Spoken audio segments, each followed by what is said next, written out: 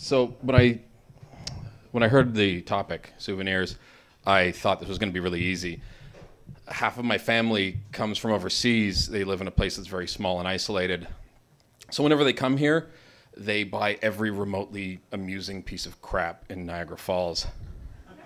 My grandmother literally had a collection of about 30 or 40 commemorative ashtrays celebrating the region's economy of plastic shit.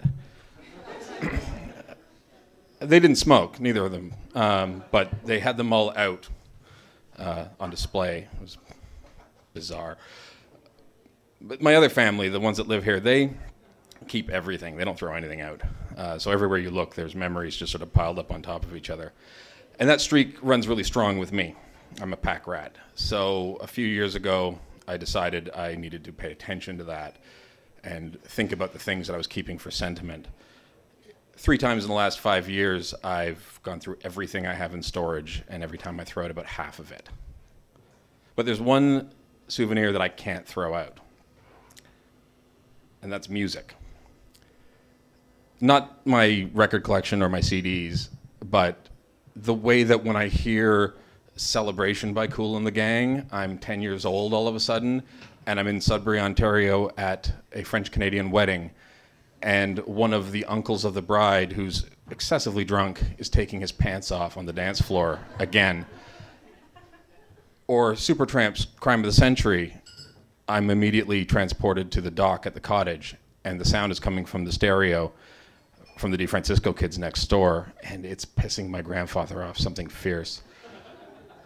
Sometimes it's very minor and inconsequential. A song will end on the radio, and just unconsciously, I anticipate that song that always came right after that one on a mixtape that I haven't listened to in 25 years.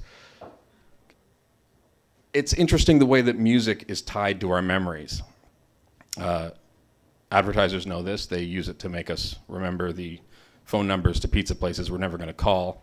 And pretty much everybody learns the English alphabet by singing Twinkle, Twinkle, Little Star. But the memories that fascinate me are the forgotten ones. The things that we don't realize we once knew until something comes along and reminds us. It's like finding a $20 bill in a jacket you haven't worn in ages. I don't need a souvenir to remember her. She was, by pretty much every measure, one of the best girlfriends I ever had. I only say that for about 4 people.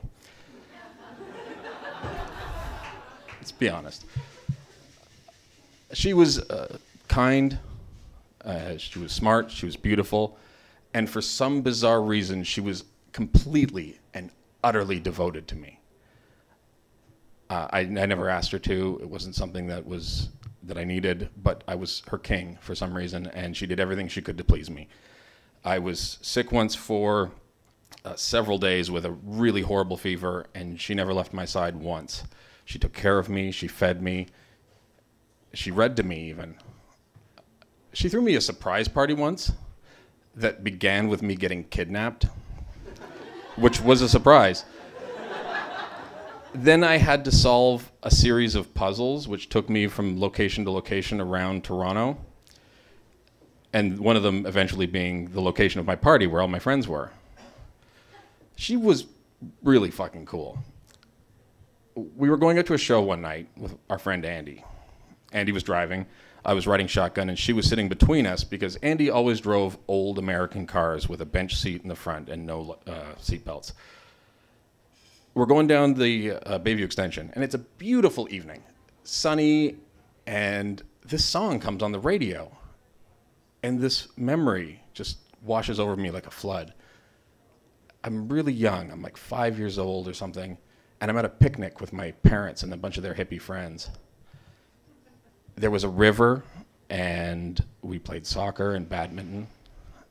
And as I'm sitting in the car and I'm watching the trees sort of whip past, and I'm just sort of soaking in this blissful childhood memory, I hear her crying, which immediately snaps me back to reality, and I put my arms around her and I console her and I try to soothe her. I ask her what's wrong, but she doesn't say anything. She just cries. Andy was the one who figured it out eventually, and he turned off the radio. Because I wasn't the only one who had a memory attached to that song. She did as well, and if you'll excuse the pun, hers was no picnic. In the silence as we rode, she was able to compose herself and recover, and when we got to the theater, she was okay. And by the time the show was over, we were all able to pretend that nothing strange had happened. You know, she had been good. She had actually warned me. She had told me about him and what he did.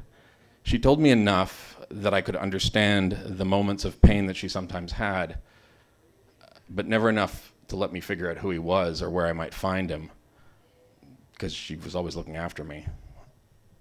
The thing is that it wasn't really a part of her life. She had moved past it. She was growing and becoming a different person, and she wasn't dwelling on it. She was dealing with her life, and she didn't want me opening any old wounds because I'm a stupid guy that thinks I can fix things by punching people.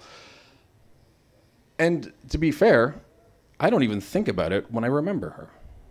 I think about her smile. I remember lying on my bed and laughing uncontrollably about something I don't remember. I remember going to the movies, going to shows.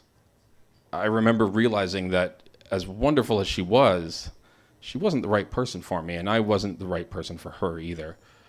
And I remember breaking her heart when I told her that. Fortunately, I also remember running into her a few years later and becoming friends. The only time I think of it is when I hear that song.